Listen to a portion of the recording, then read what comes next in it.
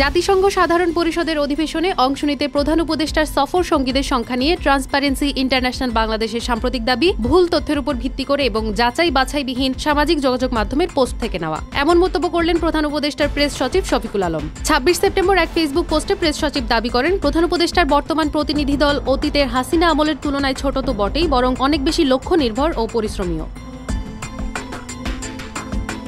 শফিকুল আলম বলেন, টিআইবি দীর্ঘদিন ধরে স্বচ্ছতার পক্ষে কাজ করছে এবং এটি নাগরিক সমাজের একটি মর্যাদাপূর্ণ সংগঠন। তবে যাচাই করা তথ্যের পরিবর্তে গুজব ও সামাজিক যোগাযোগ মাধ্যমের তথ্যের উপর নির্ভর করে জনসমক্ষে বিবৃতি দেওয়া হতাশাজনক। প্রেস সচিবের দেওয়া তথ্য অনুযায়ী এবারের প্রতিনিধি দলের সদস্য সংখ্যা ৬২, যা টিআইবির দাবি করা ১০০ এর বেশি নয়। গত বছর প্রতিনিধি দলের সদস্য ছিল ৫৭ জন, তবে এতে প্রধান উপদেষ্টার আমন্ত্রণে ভ্রমণ করা ৬ জন বিশিষ্ট রাজনীতিবিদকে অন্তর্ভুক্ত করা হয়নি বলেও স্পষ্ট করেন তিনি।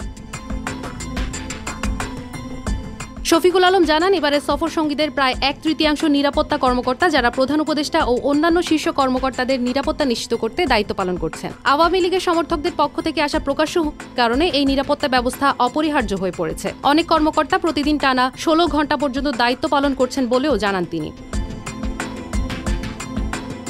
প্রেস সচিব বলেন, প্রতিনিধি দলের উদ্দেশ্য হল জাতিসংঘ সাধারণ পরিষদের মতো বিশ্বের সবচেয়ে গুরুত্বপূর্ণ কূটনৈতিক আসরে বাংলাদেশের জনগণের স্বার্থ তুলে ধরা, যেখানে বৈশ্বিক গুরুত্বপূর্ণ সিদ্ধান্ত গৃহীত হয়। আমাদের লক্ষ্য ছিল ক্ষমতার ভারসাম্যপূর্ণ একটি গণতান্ত্রিক রাষ্ট্র কাঠামো গড়ে তোলা, যেখানে আর কোনো শোষকের আবির্ভাব হবে না। এবছর আমরা জাতিসংঘের নির্যাতন বিরোধী কনভেনশনের ঐচ্ছিক প্রটোকলে যোগ দিয়েছি এবং এর বাস্তবায়নে একটি স্বাধীন প্রতিরোধমূলক জাতীয় প্রাতিষ্ঠানিক ব্যবস্থা প্রতিষ্ঠার জন্য আমরা কাজ করছি। তিনি জানান, সফর সঙ্গী তালিকায় এমন ব্যক্তিরাও আছেন যারা আগামী ৩০ সেপ্টেম্বর অনুষ্ঠিতব্য রোহিঙ্গা সম্মেলনে বাংলাদেশের প্রতিনিধিত্ব করবেন। এটি প্রমাণ করে জরুরি মানবিক ও নিরাপত্তা ইস্যুতে নেতৃত্ব অব্যাহত রেখেছে ঢাকা।